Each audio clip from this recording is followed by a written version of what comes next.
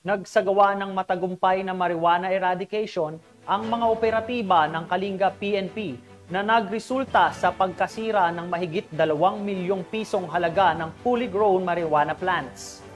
Ang matagumpay na operasyon ay naglalayong manatili ang kaligtasan ng komunidad at iwasan ang paglaganap ng mga iligal na droga. Ang PNP sa tulong ng iba pang law enforcement agencies ay patuloy na nagmamasid at nagsasagawa ng hakbang upang matukoy at mapuksa ang mga kontrabando sa ating bansa.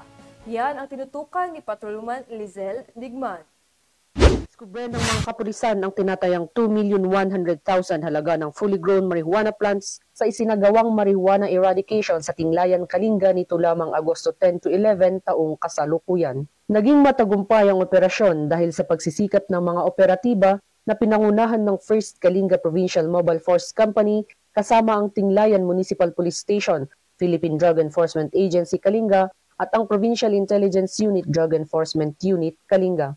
Nagresulta ang operasyon sa pagkakadiskubre ng isang plantasyon ng marijuana na may lawak na humigit kumulang 700 square meters at may mahigit kumulang 10,500 piraso ng fully grown marijuana plants na nagkakahalaga ng 2,100,000 standard drug price. Bagamat walang nahuling cultivator, siniguro naman ng mga operatiba na naidokumento ang operasyon at tinitiyak na ang lahat ng halaman ng marijuana ay binunot at sinunog sa mismong lugar. Ang operasyong ito ay sumasalamin sa patuloy na pangako ng iba't ibang ahensya ng kapulisan sa kanilang pagsisikap na labanan ang kalakalan ng ilegal na droga sa lalawigan. Samantala, hinihikayat ang publiko na suportahan at makipagtulungan sa mga ahensya ng kapulisan sa kanilang misyon na puksain ang ilegal na droga at mapanatili ang kapayapaan at kaayusan sa komunidad tungo sa isang bagong Pilipinas.